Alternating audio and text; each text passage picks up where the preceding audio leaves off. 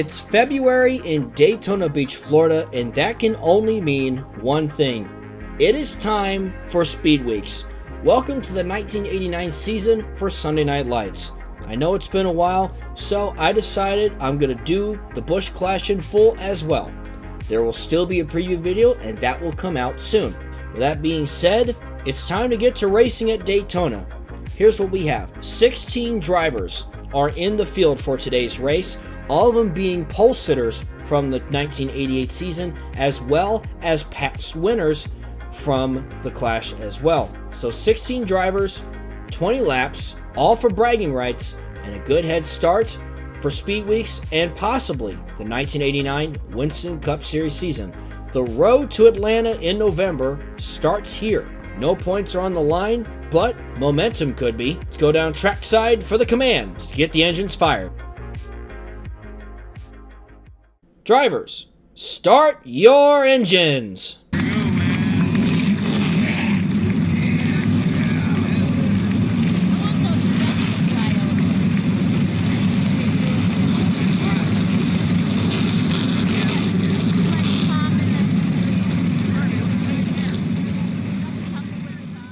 As the cars roll out, here's the starting lineup for the 1989 Busch Clash. On the front row is Bill Elliott in the number 9 and Sterling Marlin in the new look number 94 for this season. Row 2 features the 1984 and 87 champion Terry Labonte in Lake Speed. Hopefully he can win some races in 1989. Row 3, Kyle Petty in his new ride in the 42, as well as Dale Earnhardt on a road to a third Winston Cup championship. Row 4, Mark Martin in the number 15 and Ricky Rudd hoping to bounce back and have a better season. Rounding out the top 10, Rick Wilson in the number 4 from Morgan McClure and Davey Allison.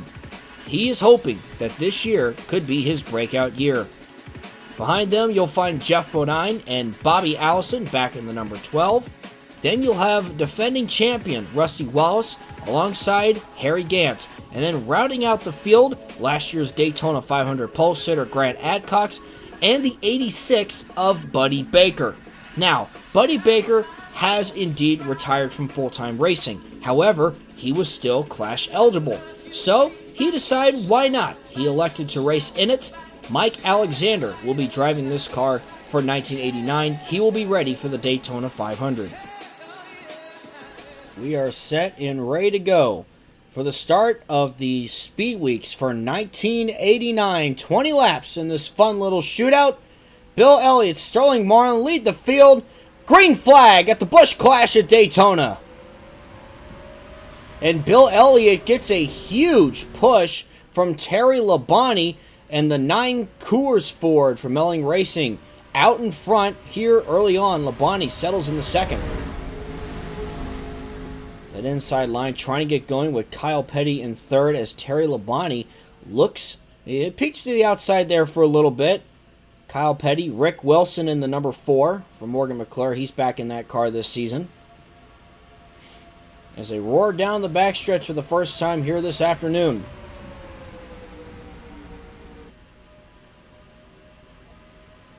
Here comes Kyle Petty in his new ride as he peeks to the inside, and he's going to go right by Bill Elliott in his peak performance Pontiac with the push from Jeff Bodine in the 5 and the defending champ Rusty Wallace in the 27.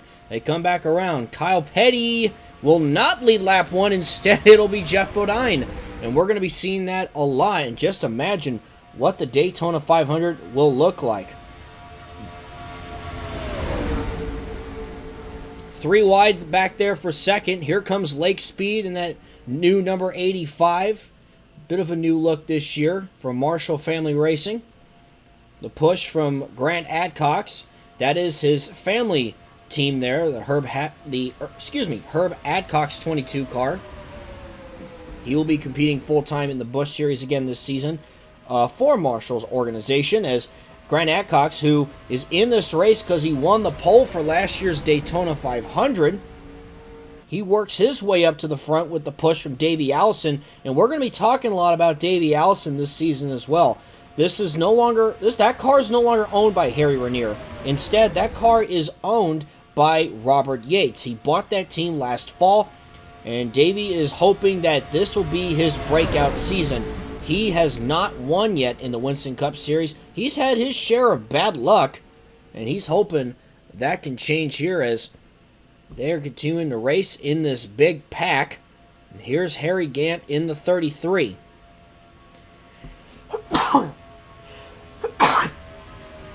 Excuse me as I sneeze a couple times. Harry Gant getting the push from Bobby Allison there in the number 12. Back again this season. He said he is not ready to hang it up just yet. He says, I still have my share of racing left to do. He's being challenged by Mark Martin as once again they're almost, now they're 3 wide for third. Almost 4 wide. Look at this back here between Earnhardt, Wilson, Martin, and I think Davey Allison. Oh, this could be a potentially dangerous situation here. I really don't like where this is going as they're racing in this big pack.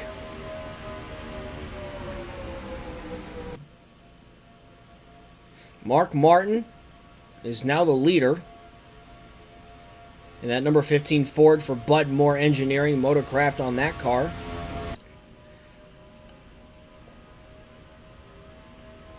Terry Labonte and Bill Elliott. Just about everybody is still in that main pack. Buddy Baker in that 86 is in the back. He did retire from full-time racing, but he elected to go ahead and, for fun, run in the Clash of Daytona. Mike Alexander will be piloting that ride for the Daytona 500 and the entirety of the 1988 Winston Cup season. Mark Martin leads as we're 5 laps in. Terry Labonte is second, and they're probably in the best situation. Now, if you're wondering why they're racing a little bit different this time around, this is part of a restrictor plate package that has been introduced for this season due to that wild crash that pretty much cut Benny Parsons' swan song season short. NASCAR wanted to make some decisions on trying to make racing at least as more safe as they can. As Sterling Marlin jumps into the lead with Jeff Bodine behind him. And then you got Rusty Wallace in the 27. Coming to complete lap number 5 as we head into lap 6 of the scheduled 20 laps. Once again, everybody's still in that pack, and it's still anybody's race. Now, as Buddy Baker, who won the Firecracker 400 last season, has caught up to that pack, he has not lost the draft as Jeff Bodine takes the lead. A lot of fans still recall the time where he ended up taking out Dale Earnhardt in the 1987 season finale at Atlanta that ultimately cost him the championship and gave it to his teammate Terry Labonte. Still some, mainly through fans though, there's been a lot of beef. Earnhardt has since moved on from that situation. As Bill Elliott from Dawsonville, Georgia, hops into the lead, but here comes Lake Speed. Lake Speed had a pretty solid season in 1988, despite not winning a race. Got his first career Cup win the season before in 1987, late in the season at Texas World. And he calls his time with Danny Marshall's team the opportunity of a lifetime. Not to mention, this team is now a 2-car operation. As you will see, what was the 83 owned by Speed, that is now under the Marshall umbrella. And here's Buddy Baker now jumping into the lead in that 86 Oldsmobile. And how about Grant Adcox? So, definitely going to be a big year ahead for Lake Speed, Terry Schoonover, and Marshall Family Racing as they're going. Oh, a wiggle from Ricky Rudd. He's almost went bumper cars between, I want to say, Earnhardt and Rick Wilson, just kind of ping-ponging back and forth between those 2 cars. I was sure Ricky Rudd was going to get taken out and potentially take out half the field in that mess, but he was able to stay with it as Davey Allison now leads in his Haviland Ford Thunderbird with Harry Gant behind him. Dale Earnhardt, last year's Daytona 500 champion, in the mix there in that black number 3. Getting close to the halfway point as Harry Gant takes a dip to the inside. Same number, same sponsor, new team this season. and he is hoping that he can really turn things around in 1989.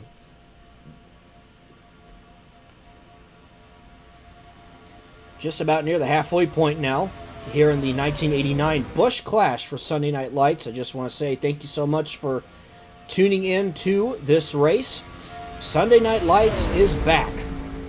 I know it's been a while, but I am super glad to get this back up and running as Dale Earnhardt jumps out in front. He moves up to the outside, allowing room for Mark Martin in that number 15. He's got Jeff Bodine, Terry Labonte, and Bobby Allison, and I believe Sterling Marlin all lined up on that inside line as Martin has the upper hand. And look at Buddy Baker trying to create that middle line with Ricky Rudd, as I like to call that the sucker hole.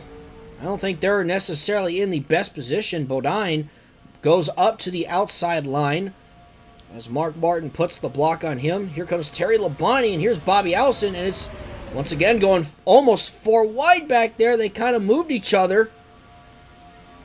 Goodness.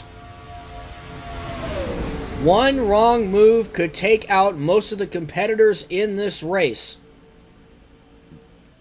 A little bit of a split here between this pack. You got Sterling Marlin and Terry Labonte side by side up here, along with Bobby Allison and Rusty Wallace. 3 wide back there for third place. Jeff Bodine looking for a way through. There's Dale Earnhardt to his outside. Kyle Petty behind Bodine. I can't even begin to imagine how many lead changes there have been, and there's probably going to be a lot more. We don't know who's going to win this race. Oh, trouble! Jeff Bodine gets into somebody, and we have a wreck in the back, something that we feared. Jeff Bodine goes spinning in the grass, and it finally happened. That one slip-up that I just mentioned finally occurred, and the caution will come out here at the Clash. That'll set us up for a late dash to the finish. So let's go ahead and take a look at what happened. So as you see, Jeff Bodine kind of got nudged in there. Got into Bobby Allison, right into Sterling Marlin, and Lake Speed, among many others, got collected there. Mark Martin, Bobby Allison there, Sterling Marlin, Lake Speed. Jeff Bodine going sliding. I don't know if Dale Earnhardt was necessarily collected in that.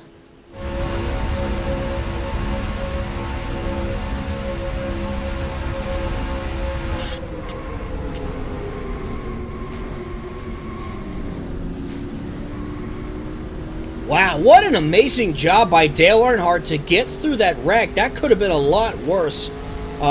Really just a great job for him staying patient and getting out of that situation.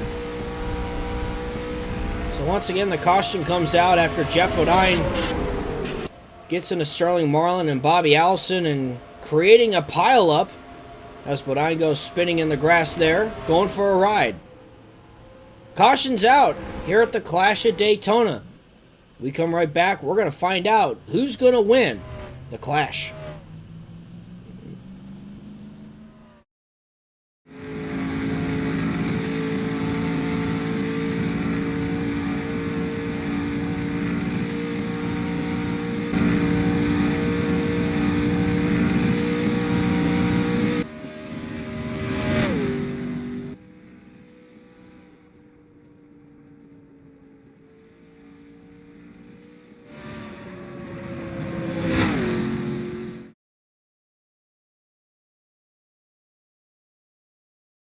And we interrupt this program from an important message from Azusa Nakano. Welcome to the Light Music Club. Yeah. Sorry, back to the race. Welcome back, ladies and gentlemen. We're getting set and ready to go for the restart here at the Clash of Daytona. We'll have just 5 laps to go. Rusty Wallace is your leader. Kyle Petty is second. Buddy Baker is third. Rick Wilson 4th, Bill Elliott 5th, Ricky Rudd 6th, then it's Grant Adcox, Davey Allison, Harry Gant, Dale Earnhardt. Rounding out your top 10, all 16 cars, despite the wrecks, are all still on the track. So as they were all so bunched up, we were kind of expecting that big one, that big crash to happen. And you have to wonder, when there are 42 cars on this track for the Daytona 500, hopefully it won't be as chaotic as last year's Daytona 500. Green flags back in the air. Who's going to win the Clash at Daytona?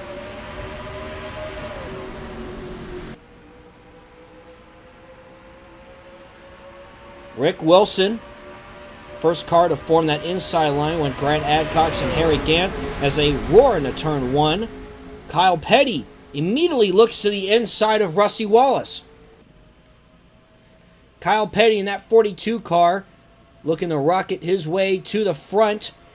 Both drivers looking for a little extra pushing here. You're going to need that with this new package.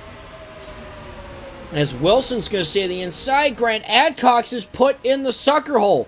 We might go 3 wide for the lead as they're going to come to the line with 4 to go. Here's Rick Wilson in the number 4. At one point, he almost won a race last season. And perhaps he wants to get a good start here. Oh my goodness, they're beating and banging as the 42 of Petty and the 4 of Wilson. I don't think that's necessarily a good idea. Harry Gant is looking to the inside. They're going to make it 4 wide almost for the lead. In the turns 1 and 2, it's Harry Gant. He's won this event before, but look who he has behind him. Dale Earnhardt. Did anyone think that he possibly was done after getting through that wreck? Absolutely not. Didn't faze him at all. He is the Intimidator. You cannot faze this man. Dale Earnhardt, Harry Gant in the turns 3 and 4. Earnhardt looking to pounce on Harry Gant. Meanwhile, it is a mess back there as Earnhardt dives to the inside, looking to get by Harry Gant. They're going to come to the line with 3 laps to go. Dale Earnhardt rockets to the front at Daytona. The crowd on their feet for Dale Earnhardt.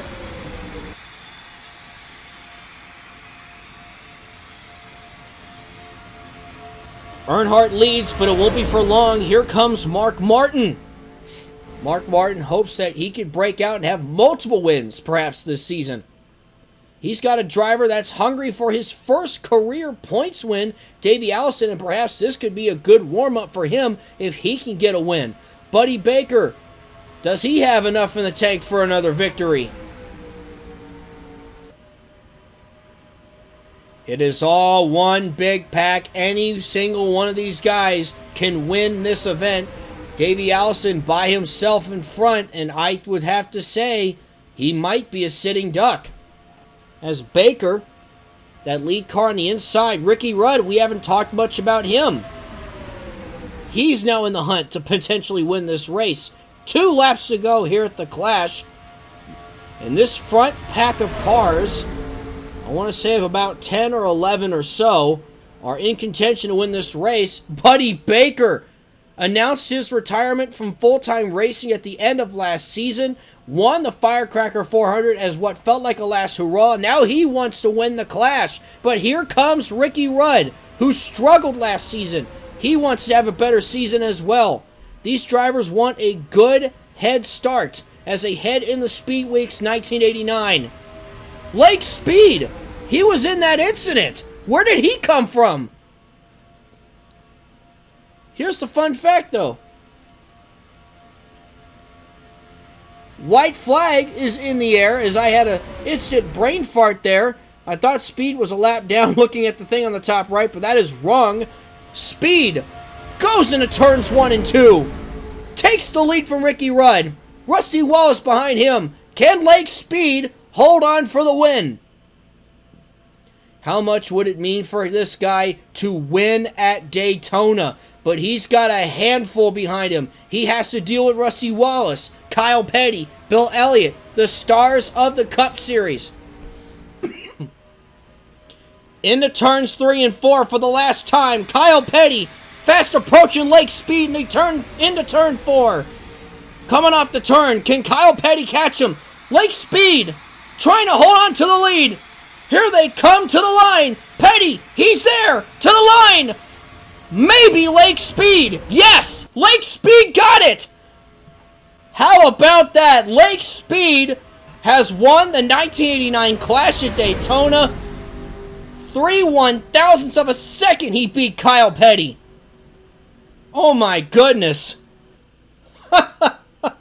That was crazy. Almost lost for words there, as Lake Speed will go on to win the Clash at Daytona. Perhaps this will mean something big could be coming for him this coming Cup season. A big win for that 85 team. Marshall Motors, Marshall Family Racing, Danny Marshall especially. And I'm sure his teammate Terry Schoonover is going to be taking some notes on how his teammate got through that, because Lake Speed was in that incident. And yet he was able to climb his way back and win the Clash at Daytona. We have to take a look at that finish. Here's how close it was. I thought for a moment Kyle Petty might have just gotten him, but it wasn't enough.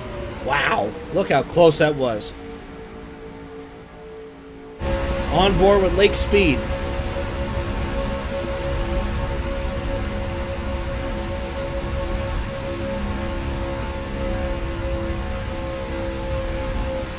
And here's a look at the final results for the 1989 Busch Clash here at Daytona. Once again, Lake Speed is your winner. Kyle Petty finishes in second. Rusty Wallace in third. Mark Martin finished fourth. Bill Elliott in fifth. Grant Adcox with a great run in sixth. Harry Gant in seventh. Ricky Rudd eighth. Davey Allison ninth. And Buddy Baker rounds out the top 10. The rest of the finishing order looks like this. Rick Wilson in 11th. Dale Earnhardt 12th. Bobby Allison 13th.